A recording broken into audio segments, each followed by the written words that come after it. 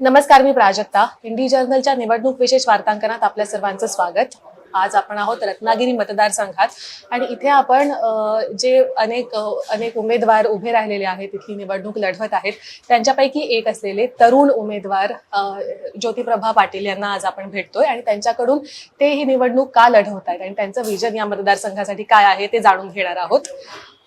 So first of all आपण याच प्रश्नापासून सुरुवात करूयात असं मला वाटतं की तुम्ही अपक्ष हा फॉर्म भरलेला आहे, मात्र ह्याच्या आधी सुद्धा तुम्ही एका पार्टीशी सुद्धा असोसिएटेड होतात, तर तुम्ही अपक्ष फॉर्म भरून तुम्ही निवडणूक का लढवताय?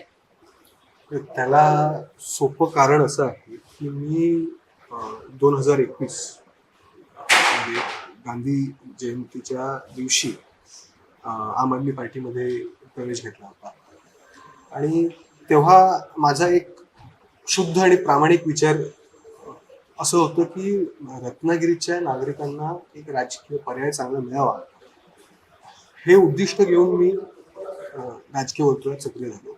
त्याआधीही मी सक्रियपणे ॲज अन ॲडवायझर, एक सल्लागार म्हणून किंवा एक स्ट्रॅटेजिस्ट म्हणून मी काम करत होतो 2 वर्ष. आणि मला तालुक्यात, मतदारसंघात, नगरपालिकेत असो किंवा तालुक्यात जे अजून पंचक्रोशी आहेत, गावं आहेत, त्या ठिकाणच्या ज्या समस्या आहेत त्या मला समजू लागल्या त्या 2 वर्षाच्या कालावधीत. आणि त्याच्यानंतर मला असं वाटलं की प्रत्यक्षपणे सक्रिय होणं गरजेचं आहे, म्हणून मी तेव्हा आम आदमी पार्टी बरोबर काम सुरू केलं होतं. त्याचं अजून एक वैयक्तिक कारण असं आहे की माझ्या आयुष्यात मी शिक्षण हा जो विषय आहे त्या विषयाने मला बराच त्रास दिलेला आहे. आणि शिक्षण म्हणण्यापेक्षा शिक्षण व्यवस्था जी आपली आहे त्याने मला फार त्रास दिला होता. आणि माझी आई एक नेत्रतज्ञ या शहरात, या तालुक्यात जवळपास आता 24 वर्ष होत आली. एक नेत्रतज्ञ म्हणून माझी आई सेवा करत आहे नागरिकांची इकडची. मी सेवाभावानेच काम करत आहे. तर मी आरोग्य क्षेत्रात देखील ज्या पद्धतीने लोकांना त्रास बघावे लागतात, सहन करावे लागतात, सोसावे लागतात, त्यांच्या जीवनातला सगळ्यात एक वल्नरेबल असा काळ जेव्हा त्यांच्या समोर येतो तेव्हा त्यांची जी परिस्थिती होते, हे सगळं मी प्रत्यक्ष पाहिलेलं आहे, अनुभवलेलं आहे. आणि ते सगळं अनुभवल्यानंतर, बघितल्यानंतर मला असं वाटलं की आम आदमी पार्टी ज्या पद्धतीने काम करत आहे, आज आपल्याला माहितीच असेल, पण नागरिकांना सांगण्याची गरज आहे की दिल्ली हा एक पूर्ण राज्य नव्हे, एक केंद्रशासित प्रदेश आहे. असं असताना सुद्धा तिकडे आम आदमी पार्टीच्या शासनाने विकेंद्रीकरण जे केलेलं आहे आरोग्य क्षेत्रात, किंवा जी शाळा आहे, शाळा व्यवस्था आहे, स्कूल सिस्टम आहे, प्रायमरी स्कूल असतील, सेकंडरी स्कूल असतील, त्यांना ज्या पद्धतीने सुधारलं आहे ते खूप मला तेव्हाही कौतुकास्पद वाटलेलं, आजही वाटतं. त्या विचाराने मी पक्षात काम करत होतो. बरं, आज असं झालेलं आहे की पक्षाने आम्हाला तिकीट नाकारलं आहे आणि ते महाविकास आघाडीबरोबर काम करत आहेत. त्यात हा जो निर्णय घेतला गेला हा कोणत्या आधारावर घेतला गेला याची मला पूर्णपणे खात्री नाही. परंतु माझी विचारधारा ही आम आदमी पार्टीचीच आहे. फक्त मला हा जो निर्णय झालेला आहे पक्षाकडून हे पटलं नाही, म्हणून मी अपक्ष फॉर्म भरलाय. त्याचं हे सोपं कारण आहे. तरी उद्याला जर मी निवडून आलो आणि या मतदारसंघातून आमदार म्हणून विधानसभेत रत्नागिरीकरांचा आवाज पोहोचवण्याचा मला ती संधी जर मिळाली, तरी मी त्याच विचारधारेबरोबर एकनिष्ठ राहून काम करणार असं आहे. आपण बघतोय की ह्या म्हणजे महायुती आणि महाविकास आघाडी या दोघांकडनंही याद्या जेव्हापासून आल्या तेव्हापासून मोस्टली रत्नागिरीबद्दल जे काही बातम्या वाचल्या किंवा जे काही आल्या, तर एका अर्थाने कुठेतरी शिवसेना वर्सेस शिवसेना अशा प्रकारे इथली लढत होणार आहे असं आपण सगळीकडे वाचताना बघतोय. आणि कुठेतरी बाकी उमेदवार जे लढत आहेत त्यांचं मेन्शन आपण फारसं कुठे बघत नाही आहोत.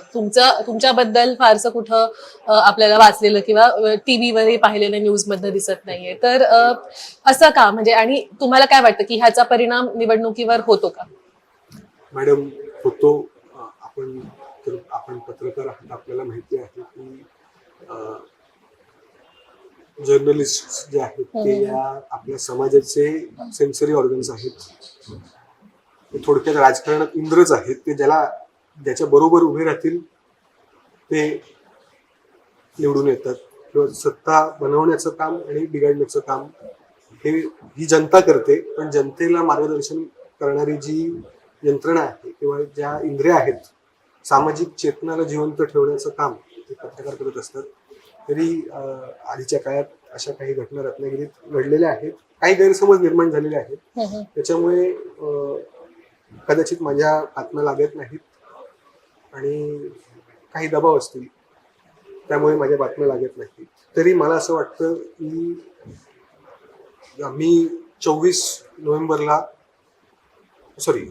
ऑक्टोबरला मी माझा फॉर्म भरले. नॉमिनेशनचा माझा जो अर्ज आहे निवडणुकीचा तो मी त्या दिवशी भरलेला आणि त्याच दिवशी इकडचे जे माननीय आमचे आता ते कदाचित आचारसंहिता लागल्यामुळे ते माजी मंत्री झालेले आहेत पण जे सत्ताधारी आहेत त्यांनी आणि मी एकाच दिवशी फॉर्म भरलेला.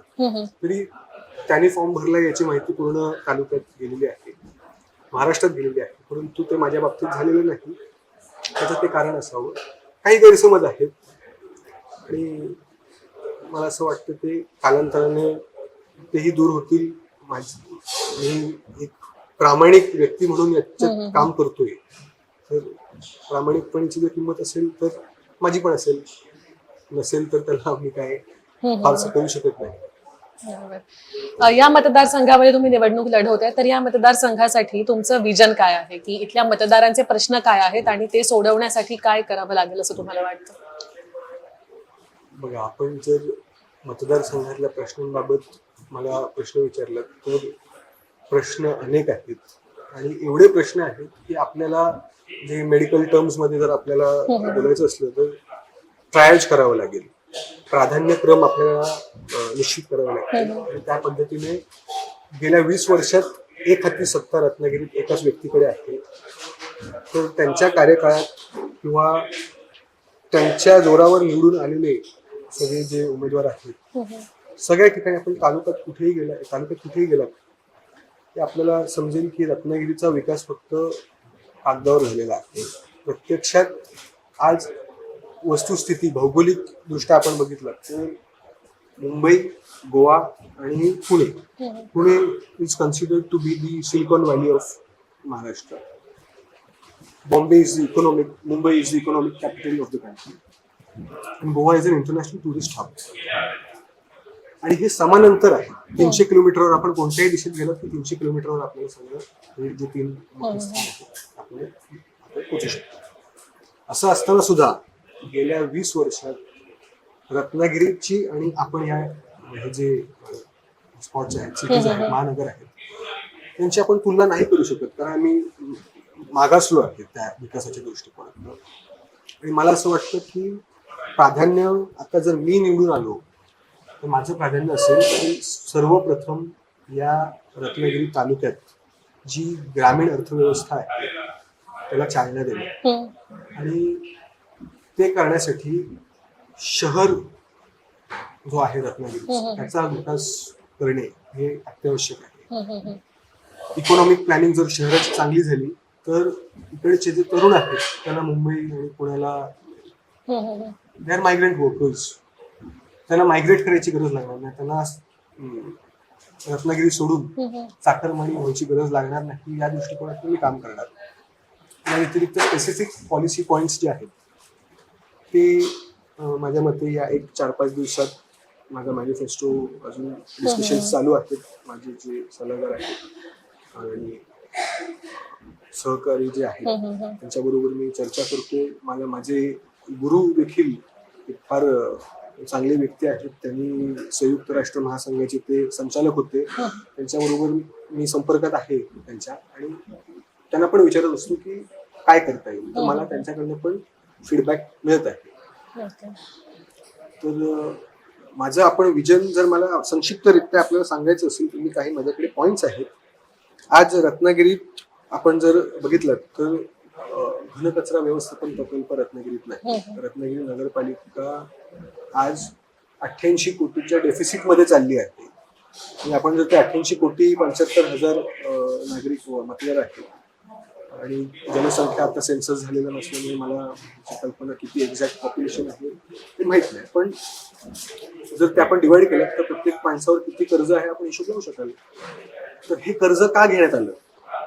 कारण रत्नागिरीत आपण जर विकासाच्या नावावर आपण चर्चा केलात बाहेर आणि विचारपूस केलात तर आपल्याला कळेल फक्त पुतळे बांधले गेले. माझ्या मते गेल्या 1.5 वर्षात रत्नागिरीत 11 ते 12 मोठे पुतळे बांधले गेले. त्याचा काही कॉस्ट टू बेनिफिट अनालिसिस कदाचित केला गेला नसावा. कारण मी जेव्हा नगरपालिकेत जाऊन विचारतो, कठीण प्रश्न विचारल्यानंतर नगरपालिकेत सर्वांची बोबडी वळते. तर माझं प्राधान्यक्रम शहरासाठी असं असेल जे बेसिक इन्फ्रास्ट्रक्चरच्या फॅसिलिटीज आहेत त्या उभारणं. त्याच्यानंतर आता आपल्याला मला या ठिकाणी सांगावं असं वाटतं की रत्नागिरीत बस स्टँड नव्हता, 7 वर्ष बस स्टँड नव्हता.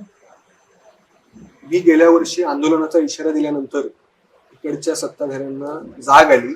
माझ्याबरोबर अजूनही एक पक्ष काही होते, चांगले नागरिक होते, माझे नगराध्यक्ष पण जे आमच्या इकडे आहेत ते देखील त्याच्यावर बोललेले. आणि एक खूप मोठा वर्ग नाराज होता. त्या नाराजीला आवाज द्यायचं काम मी गेल्या वर्षी केलं होतं. आणि त्याच्यानंतर जे बस स्टँडचं कॉन्ट्रॅक्ट आहे ते कॅन्सल करून नवीन माणसाला देण्यात आल्याची माहिती मिळाली मला. आणि मला महामंडळाकडून पत्र आलेला की डिसेंबर 2024 पर्यंत bus stand will be operational. तर हा विषय फारच खोल आहे आणि मला असं वाटतं की आपण जर या विषयावर चर्चा आपल्याला करायची असेल किमान 1-2.5 तास तरी लागतील. आता रत्नागिरी हे कोकणातलं एक मुख्य शहर आहे आणि कोकणात सध्या विकास हा प्रश्न मोठा आहे, पण त्याचबरोबर विकास कशा प्रकारचा हा सुद्धा एक मोठा प्रश्न आहे. म्हणजे आता वेगवेगळ्या ठिकाणी विकासाचे प्रकल्प असे म्हणून जे येत आहेत तर त्यांना स्थानिकांचा विरोध होतोय कारण ते बरेचसे पर्यावरणाला घातक असे असल्याचं दिसून येत आहे. तर या सगळ्या ह्याच्यामध्ये विकास करताना या गोष्टींचा विचार करणं, पर्यावरणाचा विचार आणि लोकांची संमती ही किती महत्वाची वाटते? खूप महत्वाची आहे. आपण जर लोकांना विश्वासात न घेता जर विकास करत असाल तर तो विकास आपण कोणासाठी करत आहात हा देखील प्रश्न आहे. जर जे मतदार आपल्याला निवडून देत आहेत त्यांच्याच सोयीला आपण जर लक्षात घेत नसाल आणि घातक विकास करत असाल किंवा इतर कोणाचा तरी विकास करत असाल तर ते योग्य नाही असं मला वाटतं. माझं असं मत आहे की आता आपल्याला मी सांगतो, आमचे मित्र आहेत ते ऍग्रिकल्चर डिपार्टमेंट मध्ये होते आणि आपल्याला आश्चर्य होईल ऐकून की गेल्या 25 वर्षात या रत्नागिरी जिल्ह्याला रिजनल प्लॅन नाही. जुना रिजनल प्लॅन कुठे आहे हा गूढ रहस्य आहे. कारण आरटीआय टाकल्यावर ते सांगतात की वाळवीने खाल्ला, डिजिटल कॉपी त्यांच्याकडे नाही. असं खरंच असं उत्तर देतात? हे आमचे जे मित्र आहेत ते कार्यक्रम चालू होते त्याच्यात मी पण गेलेलो तेव्हा ते माझ्यासमोर बोललेले आणि यावर मी एक विधान पण मध्ये केलं होतं. ही वस्तुस्थिती आहे. तर आपण विकास करायला तर आपल्याला डेटा गरजेचं आहे. आपल्याला माहिती पाहिजे की आपल्या परिसरात भौगोलिक परिस्थिती काय आहे, कमर्शियल जिओग्राफी ज्याला आपण म्हणतो त्याचा अभ्यास होणं हे फार आवश्यक आहे. ते झालेलं नाही. त्याच्याकडे रिजनल प्लॅन नाही. 2011-12 दरम्यान या रत्नागिरी नगरपालिकेचं सिटी डेव्हलपमेंट प्लॅन हे ड्राफ्ट करण्यात आलं होतं. आपण त्याची माहिती काढू शकता मॅडम की गेल्या 2012-13 पासून आजपर्यंत त्या सिटी डेव्हलपमेंट प्लॅन मध्ये जे पॉइंट्स दिले गेलेत त्यावर किती काम झालेलं आहे हे जर आपण त्याची जर आपण इन्क्वायरी केलात तर आपल्याला खरोखर वेदना होणार की आम्ही कररूपी पैसे कोणाला देतोय हम्म. आणि त्याने कोणाचे हेलिकॉप्टर उडत आहेत, कोणाचे गाड्यांचे ताफे नसतात, कोणाचं पॉलिटिकल करिअर निरंतर चाललेलं आहे. आणि असं असताना सुद्धा विकासाचा पत्ता आता पता लापता ही वस्तुस्थिती आहे. थोडंसं तुमच्या उमेदवारीकडे परत आलो तर अशा प्रकारे जेव्हा म्हणजे इथंही अशी कुजबूज सुरू आहे किंवा असंही म्हटलं जातं की तुम्ही महाविकास आघाडीतला एक तसं म्हणलं तर घटक पक्षच आप आहे, इंडिया आघाडीतला घटक पक्ष आहे आणि त्याच्याशी तुम्ही असोसिएटेड होतात आणि तुम्ही आता अपक्ष ही निवडणूक लढवताय, तर कुठेतरी महाविकास आघाडीचा जो उमेदवार आहे त्याची मतं विभागली जातील किंवा लार्जर पिक्चर मध्ये कुठेतरी ही बंडखोरी होतीये का किंवा ह्याच्यामुळे मतविभागणी होण्याला जास्त प्रोत्साहन मिळतंय का असं बोललं जाते, तर त्यावर तुमचं काय मत आहे? मॅडम, हे मला वाटलेलं की असं होणार आणि याच्यासाठी मी एक पोल केलेला. 4 तारखेला अर्ज मागे घ्यायची शेवटची तारीख होती. पोल त्याच्यात मी घेतलेला आणि मी लोकांची मतं त्याच्यात जाणून घेतली. त्याच्यात मला 70% जवळपास 250 रिस्पॉन्सेस मला आले. त्याच्यात अबाउट 70% पीपल 70% लोकांचं असं मत होतं की तुम्ही लढा. आणि हे शेवटी जनतेच्या हातात आहे की कोणाला निवडून द्यायचं. आणि लोक एवढी सुद्धा भोळी नाही आहेत की त्यांना कळत नाही की काल जो व्यक्ती एका पक्षात होता तो दुसऱ्या पक्षात आलेला आहे, परवा जो एका पक्षात होता तो तिसऱ्या पक्षात आलेला आहे. तर हे जर असं चालू राहिलं आणि त्याला आम्ही मूक प्रेक्षक म्हणून जर बघत असू तर आम्ही आपल्या लोकतंत्राशी गद्दारी करत आहोत. तर मला माझ्या घटनेने याची मी शपथ घेतली आहे. निवडणूक अर्ज भरताना मला अधिकार दिलेले आहेत की मी निवडणूक लढू शकतो. मला समाधान आहे. मी आज जो फॉर्म भरलेला आहे मला या गोष्टीचं समाधान आहे की मी माझे विचार धरून आज मैदानात उभा आहे. आपण चर्चा करतो की राजकारण फार खराब आहे, कोण योग्य उमेदवार पुढे येत नाही, ही सगळी चर्चा असते. मी पण चर्चा करायचो, पण स्टँड घेणं गरजेचं आहे. लोकांचं असं मत असतं की महाराज आले तर शेजाऱ्यांच्या घरी येऊ देत, पण त्यांनी जे दाखवलेले तत्व आहेत त्याच्यावर चालण्याची हिंमत देखील केली पाहिजे. आणि मी आपल्या माध्यमातून जे कोण नागरिक रत्नागिरीचे मतदार ज्यांना माझ्याबद्दल संशय असेल त्यांना मी एवढंच सांगू इच्छितो की ही निवडणूक झाल्यानंतर, कारण आता आचारसंहिता आहे, आपण मला वाटेल तिथे मी शपथ घ्यायला तयार आहे की मी प्रामाणिकपणाचा विचार घेऊन यात आहे. इतर जे उमेदवार आहेत त्यांनी त्याचा विचार करावा, ते अशी शपथ घेऊ शकतील का. मगाशी आपण म्हटल्याप्रमाणे माध्यमांमध्ये तुमची चर्चा होत नाहीये किंवा नाहीये, मग या सिच्युएशन मध्ये तुम्ही लोकांपर्यंत कसे पोहोचताय? तुमचं विजन लोकांपर्यंत पोहोचणं किंवा तुमचं म्हणणं, तुमचं काम हे तुम्ही कसं पोहोचवताय? मी आपल्याला सांगतो, माझ्यावर टीका होते. खरं हे माझ्यासाठी आनंदाची बाब आहे की माझ्यावर टीका होते. ते लोकतंत्राचा भाग आहे, ते टीका सहन करावी लागते. माझे एक मित्र आहेत, त्यांच्याकडून मी शिकलो की टीका कशी सहन करायची. टीका अशी होते की मी फक्त सोशल मीडियावर दिसतो, समाज माध्यम म्हणजे सोशल मीडिया. मला असं वाटतं, ही टिळकांची भूमी आहे रत्नागिरी, म्हणजे टिळकांची जन्मभूमी. या भूमीत मी जन्म घेतलेला आहे 1997 मध्ये, 1997 29 एप्रिल. तेव्हा या जन्मभूमीत जे व्यक्ती जन्माला आले, ज्यांनी इंग्रजांना पळवून लावलं, ज्यांनी या देशासाठी बंड उचलला, मी त्यांच्या एवढा थोर नाही, पण ते जर या जिवंत असले असते तरी त्यांच्यावर देखील अशी टीका झाली असती की आपण फक्त अग्रलेख का लिहिता, त्यांना स्वतंत्र मिळणार आहे का. तर माझ्यावर पण टीका होती की मी सोशल मीडियावरच दिसतो. त्याचं कारण हे आहे की समाज माध्यम आज प्रत्येक माणसाच्या खिशात आहेत, प्रत्येक माणसाच्या मोबाईलमध्ये आहेत. आणि जर शासन आपल्या दारी येऊ शकतं तर विरोधी पक्ष पण आपल्या मोबाईलच्या माध्यमातून लोकांपर्यंत आपले विचार पोहोचवण्यासाठी एक फारच मार्मिक यंत्र आहे. तर त्या यंत्राचा वापर करून आज मी रत्नागिरीच्या नागरिकांपर्यंत पोहोचण्याचा प्रयत्न करत असतो.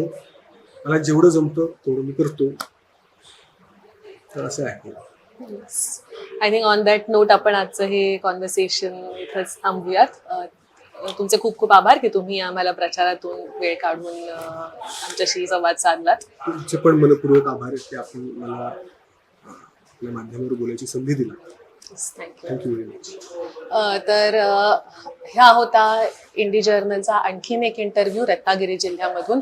आम्ही निवडणुकीची अशी भरपूर कव्हरेज करत आहोत. फक्त रत्नागिरीतूनच नाही तर राज्यभरातल्या वेगवेगळ्या ठिकाणांवरून आम्ही अशाच मुलाखती आणि रिपोर्टाज तुमच्यासाठी घेऊन येणार आहोत. त्यामुळे हे चॅनल नक्की सबस्क्राईब करा, स्वतंत्र पत्रकारितेला मदत करा आणि पाहत राहा इंडी जर्नल.